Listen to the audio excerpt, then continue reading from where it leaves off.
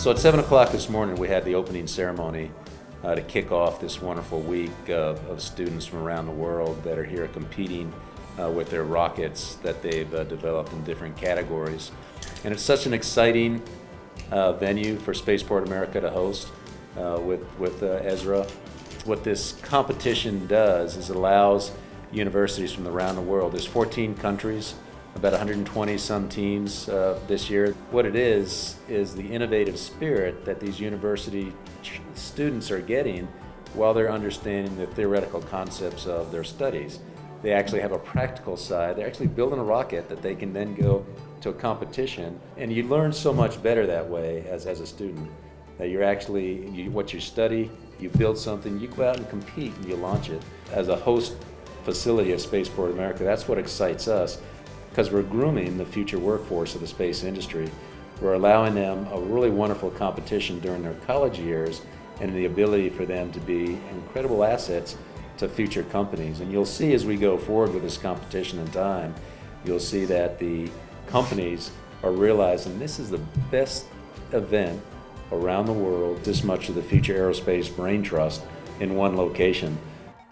This is our second time at the IREC competition here in Las Cruces. This team we started last year. Our entire goal was to make it to competition.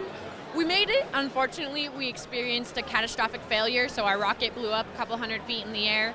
Obviously, it was a pretty devastating experience for us, but this year we've come in really strong. We're super excited for competition this year, and really our goal is just to have a successful flight. We're really excited.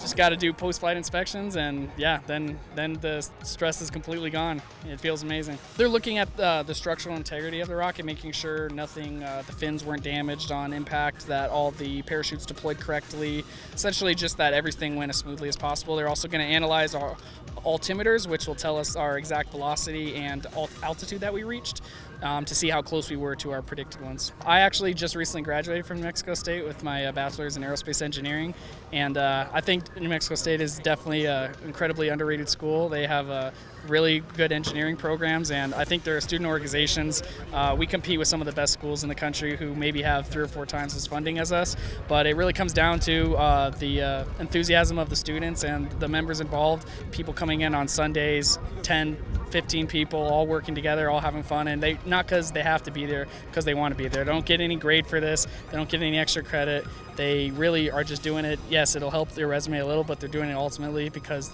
they love rocketry, they love engineering, and they love working on a team. One really noteworthy thing this year is that we have a lot more females. Of the like 20 students that we have here at competition, 5 of them are girls, which is a significant improvement from last year. So we're really excited about bringing more girls into, engineering, STEM fields, getting them interested in cool stuff. So that's really exciting for us. And for me, as a female, right? We're just really excited to be here. We're excited to represent our state and our school. We feel a little bit like the home team since we are, here in Las Cruces, so we just want to represent our community well. This is our first time here at Spaceport America Cup. This was something that the whole team got together in last fall when we were trying to decide what we wanted to do. And everybody was like super pumped. We have our own local spaceport. We've never been. We wanted to come down. Right now, everybody involved is a mechanical engineer, but we're looking in the future to try and incorporate both electrical engineering and chemical engineering. So we're shooting to hit 10,000 feet. We've had 2 successful launches so far, 1 successful recovery. So we've definitely learned.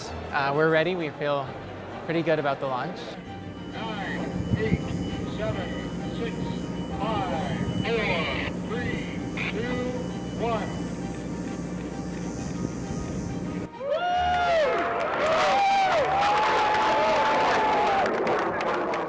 So we got up on the rail first, and everything went well. We had a really nice flight up. I think we got to about 10.5, 10.6, which is pretty close to what we were trying to get to. And then we had 2 successful deployment events, so both parachutes deployed right when we wanted them to, so nominal. Everything looked really, really great. This is UNM's first year at Spaceport America Cup, so we're laying a foundation here for future teams to come back and do better than we did. This is my first trip down here. It was a 25-ish hour drive, so that was a lot of fun to come down, but worth the experience, I think. About 2 weeks ago on June 1st, we had our first actual full test flight out in Brothers, Oregon. We had a thermal failure at about 4,000 feet in the air, so some hot gases from inside of the thermal liner escaped that and heated our aluminum pressure vessel or motor tube, causing the aluminum to become weaker, and the pressure it could not withstand the pressure, so it ended up exploding out the side of the tube. So the lower half fell ballistically to the ground, and then the whole upper portion with the payload and the nose cone all recovered safely. Last year's team also kind of had a similar failure, so we're hoping that after those 2 years we can kind of weed out what was really the problem and get something that's going to work. So, go Beavs.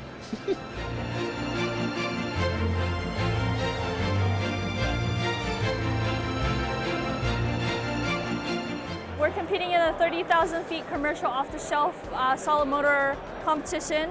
And so this year we've built a very impressive rocket. Half of it is made of fiberglass and then the other half is made of carbon fiber. And we also have, all of it is student made, so we have our own payload. It took us 3 days to drive down here all the way from Vancouver all the way down to New Mexico. So that was a really fun road trip, just team bonding and everything.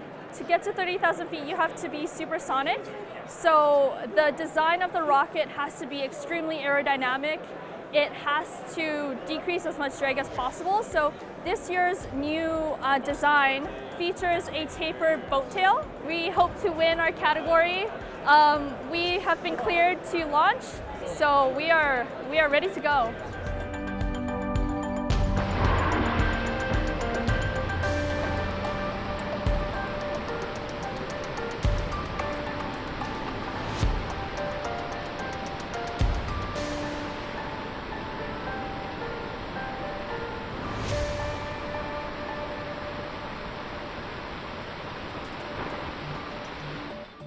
So we're going into our 6th year operating out of Texas A&M University. We're just a group of students passionate about designing and building rockets, and the opportunity to compete at this competition here in New Mexico is something we just can't let pass up. Our rocket is a student research and design hybrid rocket. We're going for the 10,000 foot category. My goal is, once I graduate, get a job at one of the private space companies. Hopefully at some point actually become an astronaut, but that's going to take some time. I don't know. We'll see. But yeah, I would definitely very interested in propulsion, space vehicle design, things of that nature. Once we get the launch off, we're going to get all the Mexican food. It's going to be great. I'm excited.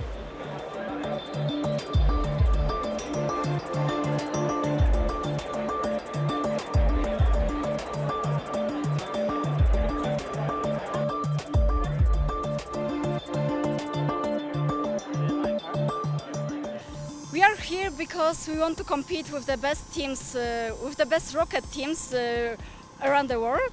And in our country there is no so many possibilities to launch the rockets. So it's the best idea to launch our rocket here to meet other teams and to learn how to build rockets. The whole rocket, all subsystems we had in our luggage, and we came here using airplane.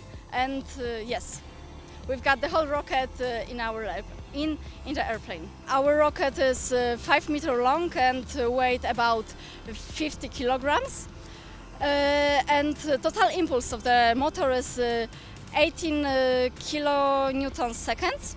So it's really big rocket. And this year we want to win this competition. Mexican food is really great.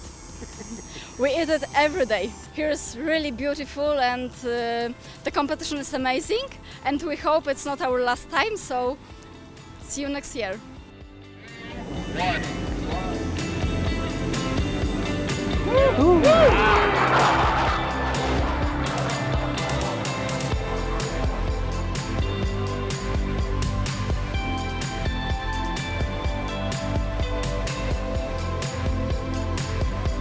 So we've entered the 10,000 feet COTS category, and the rocket's called Silver Eye. It's about 2.5 meters long.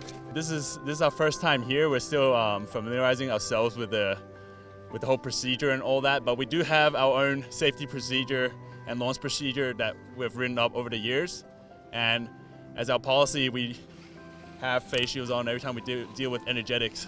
We're from the University of Sydney from Australia, and currently we are just inserting our E-matches and just mounting them. That's why we have our face shields on. Safety first.